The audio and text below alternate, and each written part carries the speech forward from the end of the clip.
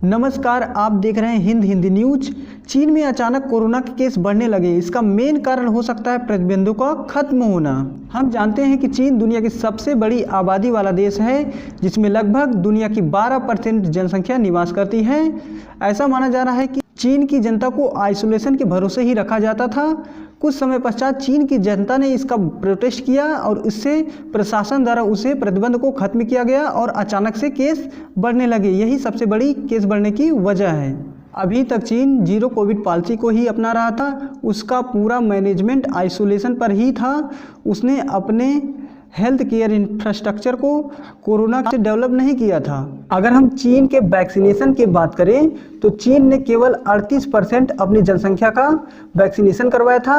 अगर हम 65 से अधिक उम्र वाले की बात करें तो केवल उसने 10% ही जनसंख्या का वैक्सीनेशन करवाया था।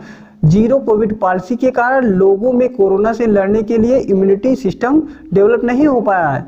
यही कारण है कि उसमें कोरोना के केस लगातार बढ़ते रहे और कोरोना तो विस्फोट होना ही था। हालांकि चीन का दावा है कि उसने 90% आबादी का वैक्सीनेशन करवाया है, पर यह आंकड़ा असत्य है। इसी कारणवश कोरोना के केस चीन में बढ़ते जा रहे हैं और उसके मृत्यु दर में वृद्धि होती जा रही है और लोग इधर उधर लाशें लेकर इधर उधर घूम रहे हैं। यही कारण है कि बीजिंग के श्मशान घाट पर लोगों ने लाशें लेकर भीड़ लगाया हुआ है और लाशों का अंतिम संस्कार करने के लिए लंबी लंबी लाइन की कतारों में लगना पड़ रहा है। अगर हम इस बारे में जानें, क्या भारत को भी इसको लेकर खतरा है?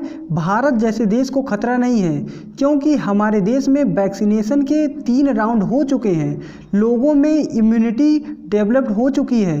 कोरोना तो भारत में भी हर जगह होगा, लेकिन अब वह हम पर हावी नहीं होगा, क्योंकि कोरोना वायरस की जानकारी मिलते ही हमारे देश में इसके वैक्सीन की खोजने में रिसर्च लग गई और रिसर्च करके कोरोना वायरस की वैक्सीन बना और यह हमारे देश के सभी नागरिकों को फ्री सेवा उपलब्ध कराई गई, जिससे हमारे देश के सभी नागरिक वैक्सीन को लगवाया और इसके 3 डोज थे।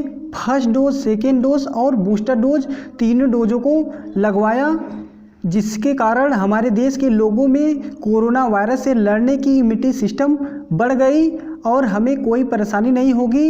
हालांकि कोरोना के नए वेरिएंट मिले हैं, जिसको लेकर हमें सतर्क रहना चाहिए और कोरोना के रिस्ट्रिक्शन को फॉलो करना चाहिए। जो भी हमारे हेल्थ मिनिस्टर द्वारा सजेशन दिए जा रहे हैं उसको एकदम फॉलो करना चाहिए और मास्क, सैनिटाइजर का उपयोग करना चाहिए। भीड़ भाड़ वाले इलाके तथा फंक्शन में हमें अवश्य ही मास्क का उपयोग करना चाहिए तथा सरकार द्वारा दिए गए दिशा निर्देशों का पालन करना चाहिए।